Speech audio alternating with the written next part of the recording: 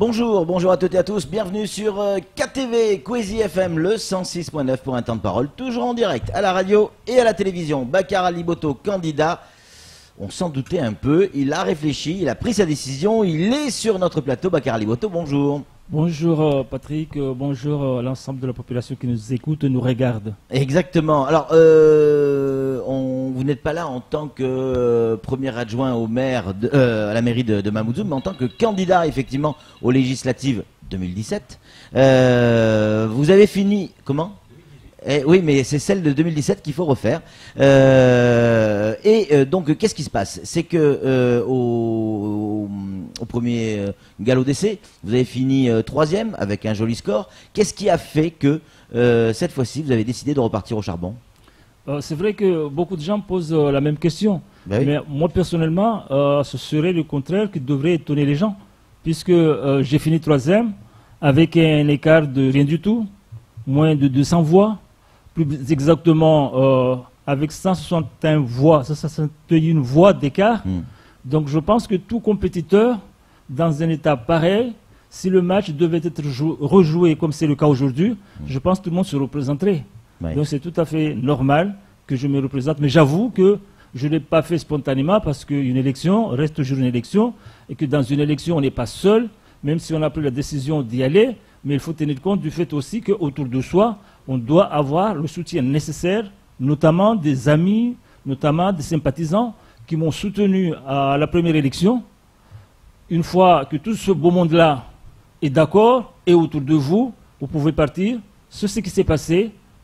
Toutes mes équipes me soutiennent et par conséquent, je pense que ce n'est que logique de refaire le match et de participer puisque les 3 premiers, en tout cas les 3 personnes qui sont arrivées premiers à la dernière élection, ont le droit et surtout ont la capacité de pouvoir l'emporter. Vous ne l'avez pas gagné, vous savez pourquoi, on le sait tous, ça se dit un peu partout. Vous n'avez pas été totalement suivi, quelque peu trahi dans les différents engagements de soutien. Est-ce que cette fois-ci, vous avez la certitude que vous serez soutenu à 100%?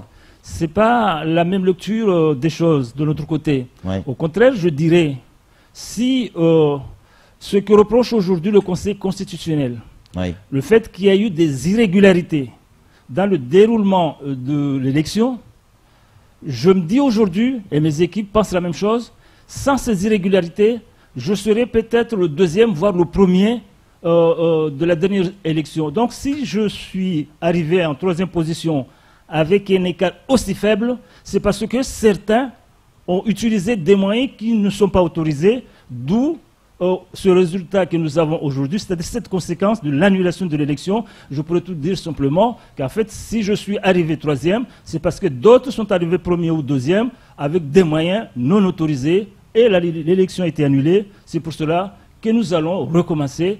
Et je pense que cette fois-ci, si tout le monde respecte la loi, tout le monde respecte la légalité, le match sera peut-être serré, mais j'ai beaucoup de chances de l'emporter. Bakar Ali Botto, qu'est-ce qui vous pousse à prendre ce risque? Parce que politiquement, si vous vous présentez, vous gagnez, bon, Paris est gagné, super, très bien, Champagne, etc.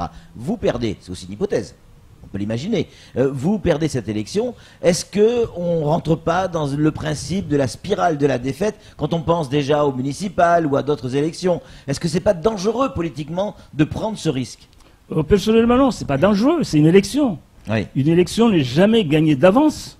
Et par conséquent, si je perds ce que je n'envisage pas, puisque si je me présente aujourd'hui, c'est que je suis pratiquement, je ne dis pas assuré, mais nous ferons le nécessaire, nous mettrons tous les moyens qu'il faudra pour montrer que nous devrions être vainqueurs et que cette fois-ci, nous mettons de notre côté tous les moyens pour que nous puissions emporter cette campagne. En tout cas, je n'envisage pas, dans l'état actuel des choses, une défaite, puisque nous partons pour gagner et nous avons les moyens de gagner. Une élection, c'est toujours à plusieurs bandes. Si vous gagnez cette élection, ça veut dire quoi? La mairie, elle reste à Majani?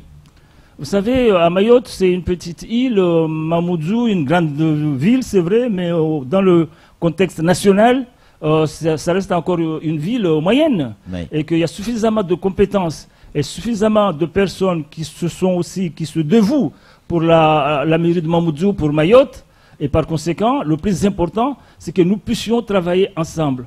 Je ne serai pas complètement en dehors de Mamoudzou, puisque un député, c'est aussi quelqu'un qui peut participer, contribuer, apporter son soutien et son aide auprès des collectivités. Je ne parle pas forcément de Mamoudzou, mais de l'ensemble des collectivités de Mayotte. Nous avons 4 parlementaires. Ces 4 parlementaires doivent travailler pour l'intérêt de l'ensemble des collectivités et de la population de Mayotte. À ce sens-là, je pense franchement que je ne suis pas en dehors de ce que nous devons avoir à Mamoudzou pour faire avancer les choses. Au contraire, ça sera un outil, j'allais dire plutôt une force supplémentaire pour que nous puissions aller de l'avant par rapport à ce que nous avons déjà engagé. Samuel Bocher, le rédacteur en chef de France Mayotte Matin. Une question posée, Bakar. Oui, personnellement, eu égard à vos résultats de juin 2017, j'aurais pas compris que vous ne vous représentiez pas. Vous êtes parfaitement légitime dans Je suis votre complètement candidature. d'accord avec vous, c'est ce que j'ai dit tout à l'heure. Vous avez déjà un soutien. En attendant, est-ce que votre profession de foi de juin 2017 sera la même en en 2018? Est-ce que vous avez un programme qui sera à l'identique? Vous avez fait des petites modifications? Vous envisagez de coordonner des choses, de les mettre à plat? C'est vrai que le programme reste globalement le même, puisque les difficultés, les problèmes de Mayotte n'ont pas évolué sensiblement.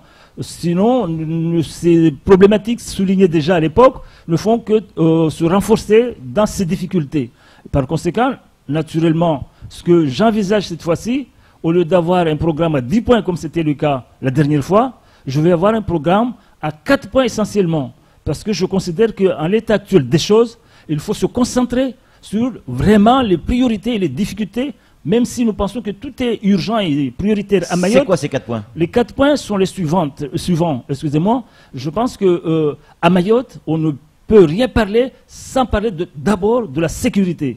Donc le premier point concernera la sécurité, le deuxième point la santé, parce qu'à Mayotte, même les médecins ne sont pas capables de pouvoir en tout cas se soigner. Il n'y a pas les moyens. Donc la santé est nécessaire.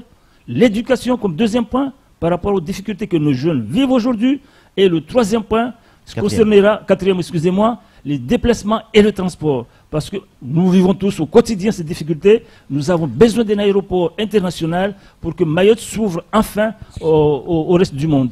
Est-ce que dans l'insécurité, la lutte contre l'insécurité, vous intégrez l'immigration? Parce que si vous l'avez toujours fait dans votre discours, est-ce que vous avez changé votre fusil d'épaule? Quand je parle de la sécurité ou de l'insécurité, pour moi, c'est complètement lié à la problématique de l'immigration clandestine. On ne peut pas parler de sécurité ou d'insécurité sans s'attaquer au fléau essentiel qui concerne l'immigration clandestine. Et à ce niveau-là, rien n'a changé aujourd'hui. Au contraire, c'est une dégradation généralisée qui se continue et c'est lamentable, c'est inadmissible, c'est inacceptable. Bakar Aliboto, imaginons, vous êtes élu, on vous le souhaite, comme on le souhaite à tous les candidats qui passent sur ce plateau. Vous êtes élu, vous positionnez où dans l'hémicycle qui est derrière vous? Est-ce que vous êtes dans l'opposition ou est-ce que vous êtes dans la majorité? Vous savez, je suis un membre de La République en marche. Oui. Je suis adhérent. Je suis l'un des premiers qui ont pris leur carte ici à Mayotte. Et par conséquent, lorsque j'aurai gagné, effectivement, automatiquement, je vais rejoindre mes collègues, mes amis de La République en marche. Même si je ne demande pas l'investiture d'En Marche, et je ne l'ai jamais demandé. Parce que je considère que ma candidature n'est pas une candidature partisane, enfermée dans une sorte de boîte, mais c'est une candidature ouverte, parce que je considère qu'à Mayotte, pour être efficace, pour mieux travailler, nous avons la nécessité de pouvoir allier l'ensemble des compétences, l'ensemble des forces vives, puisque personne à Mayotte, comme ailleurs d'ailleurs, n'a le monopole de la solution adaptée à Mayotte. La solution pour les problèmes de Mayotte, c'est un ensemble, une addition de solutions, ou en tout cas de compétences et de forces venant de tous les partis et de toutes parts. C'est pour cela, ma candidature est une candidature de fédération, mais après que j'aurai gagné, naturellement, je rejoindrai mes collègues à Damarche, puisque je suis moi-même adhérent et partisan. Vous n'avez pas toujours Damarche. été d'accord avec les décisions de ce gouvernement. Vous l'avez dit sur ce plateau. Là-dessus, je ne suis pas d'accord. Là-dessus, je ne suis pas d'accord. Là-dessus, je suis d'accord. Ça veut dire quoi? Que vous avez tout de même si vous êtes dans la majorité, garder votre liberté de parole et vous oserez dire ou dénoncer certaines choses ou certaines orientations données par le gouvernement, par votre parti politique? Vous savez, quand on appartient à une majorité, quelle que soit cette majorité, il y a un devoir de solidarité. Mais personnellement, en tant qu'élu, la première personne à qui j'ai des comptes à rendre, c'est d'abord la population de Mayotte. Puisque c'est la population de Mayotte qui m'aura élu, c'est elle qui m'aura confié, en tout cas, m'aura fait confiance. Et par conséquent, la seule personne à qui je dois absolument, j'allais dire, rendre des comptes, docilité ou rendre compte, c'est la population de la circonscription 1 et la population de Mayotte. Donc, même s'il y a devoir de solidarité, mais moi, je suis envoyé par la population de Mayotte, je vais me battre et défendre cette population par rapport à ses intérêts, par rapport à cette population m'aura confié ou m'a confié comme mission. Donc, la solidarité ne veut pas dire forcément se baisser et faire n'importe quoi, surtout quand c'est contre les intérêts de la population que je représente. Flo, une réaction? Ouais, au niveau national, depuis la dernière élection présidentielle et les législatives par la suite, la France insoumise, à l'heure actuelle, a quasiment disparu du paysage politique, les socialistes aussi, et le Front National n'est plus que l'ombre de lui-même. Est-ce que vous pensez que localement, ça va se jouer, ça aussi? Vous savez, à Mayotte, c'est un peu particulier. Localement, c'est vrai, les choses changent beaucoup plus vite qu'au niveau national. Ici, les élections... Pratiquement, ce n'est pas une science, comme on dit, infuse. Il y a toujours des incertitudes. Mais personnellement, en tout cas, j'appelle l'ensemble de ces partis qui ne pourront pas passer au deuxième tour ou qui ne pensent pas se représenter aujourd'hui, de me rejoindre, puisque nous partageons beaucoup de choses, nous partageons une conception de voir les choses, puisque la globalité de ces personnes qui ne sont pas là ou qui ne pourront pas être là, ce sont des gens qui sont de gauche, ou qui ont une tendance de gauche, même si aujourd'hui on dit gauche-droite, c'est pas tout à fait... voilà, ce qui existait avant. Donc je les appelle à me rejoindre. Je pense que nous serons beaucoup plus efficaces en travaillant ensemble, comme je l'ai souligné tout à l'heure. Et par conséquent, je pense que rien n'a changé par rapport à ma conviction et surtout par rapport à mes motivations pour gagner cette élection. Vous êtes adhérent de En Marche, on l'a bien compris, vous venez de le confirmer, un des premiers adhérents de Lille probablement. Ramnati Ali aussi. Qu'est-ce qui fait que vous serez meilleur qu'elle? Pourquoi, par exemple, vous n'avez pas pris la décision de dire, bon, on a déjà une candidate En Marche qui est déjà députée ou voilà, ou qui se représente, je décide de amener mon soutien à ma collègue? Non, mais je ne suis pas sûr qu'elle restera En Marche une fois élue, puisqu'elle a été élue socialiste et elle est passée En Marche par la suite. Oui. Donc, comme l'histoire nous... En tout cas... Vous n'avez pas toujours été En Marche non plus. Ah non, mais quand je suis En Marche, je le suis. Oui. Quand je suis dans un parti, je le reste. Oui. Donc c'est pas tout à fait la même chose. Oui. Mais en tout cas, par rapport à ce que je viens de dire, elle a choisi d'être là, moi aussi. Et moi, j'avais toujours dit que je ne demanderai pas une investiture d'En Marche. Je ne l'ai pas fait avant, je ne le fais pas maintenant. Mais je me présente parce que je représente les Mahorais. C'est surtout pour les Mahorais que je me représente, pour les électeurs de ma circonscription. Et par conséquent, les partis, à la rigueur, ce n'est pas le plus important. Donc chacun fait ce qu'il veut à ce niveau-là, mais moi je préfère et j'ai choisi la population de Mayotte, les électeurs et les administrés de la circonscription 1 pour que je porte leurs revendications, pour que je les défende comme il faut. Et par conséquent, il ne faudrait pas que ça soit un parti qui me dicte des choses à faire, parce que je n'ai pas l'habitude, effectivement, peut-être malheureusement pour certains, mais je n'ai pas l'habitude de sacrifier les intérêts de ma population au profit d'une discipline partisane, quitte à tuer cette population. Ce n'est pas mon genre et je ne le serai pas maintenant. Samuel, encore une question pour vous, Bakar. Oui, le 12 septembre 2017, on a vécu un épisode extrêmement douloureux avec la feuille de route franco-comorienne. Elle a été suspendue grâce à un front uni des élus, de nos parlementaires. Êtes-vous prêt à partager cette même idée collective d'un front uni avec Mansour Kamardine, le sénateur Tani, le sénateur Hassani Abdallah? Mais c'est mon point fort. Et c'est même l'une de mes meilleures qualités. Puisque depuis que je suis rentré en politique, j'ai toujours travaillé avec l'ensemble des partis. Je pense qu'à Mayotte, avec le MDM. Mais si, toujours. Le MDM, c'est particulier, mais j'ai toujours, malgré ça, travaillé. J'ai toujours fait les efforts pour travailler avec lui. Nous sommes très peu à Mayotte. Donc, je fais partie des rares personnes qui sont à la fois écoutées, ou en tout cas qui échangent et qui travaillent avec l'ensemble des partis, quel que soit le contexte et quel que soit le moment.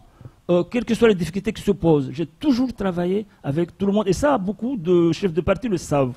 Je suis le seul à Mamoudzou et le seul à Mayotte qui est capable de travailler avec tout le monde. Tous les partis sont mes amis, ce sont mes amis, mais ce sont mes adversaires aussi. Moi, je sais faire la différence. Puisque le fond même de ma pensée et la pensée de mes amis, à l'époque, quand nous sommes arrivés et nous n'avons pas beaucoup changé, c'est que nous avons toujours dit que l'important dans la vie et dans la vie politique, ce ne sont pas les appareils. Les appareils, ce ne sont que des moyens qui doivent permettre à réaliser une finalité.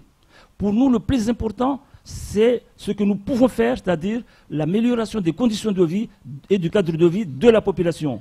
Donc tous ceux qui permettront, c'est-à-dire tous les moyens, toutes les possibilités qui permettront d'améliorer ce cadre de vie de la population, c'est-à-dire ce développement, cet épanouissement de la population, pour nous est bon. Et nous l'avons toujours enseigné, nous l'avons toujours dit. Donc ce qui compte, ce sont les projets.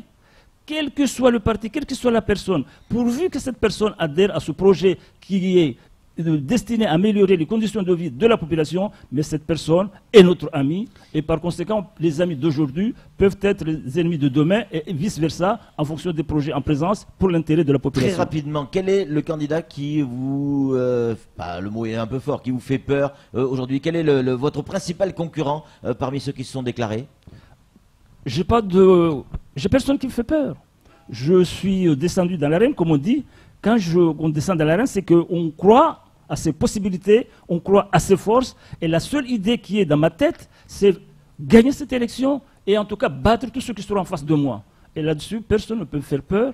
Après, une élection reste une élection. Je suis quand même réaliste. Je dis toujours, je suis un idéaliste pragmatique. C'est-à-dire que je pense, je rêve, mais je reste toujours accroché sur terre. Et peut-être au siège de la mairie, si jamais ça ne marchait pas. Rien exclu. Merci en tout cas Makar Ali-Moto d'être venu sur ce plateau, de nous avoir apporté toutes ces explications sur votre candidature. C'est tout pour ce temps de parole, tout de suite la suite de nos programmes.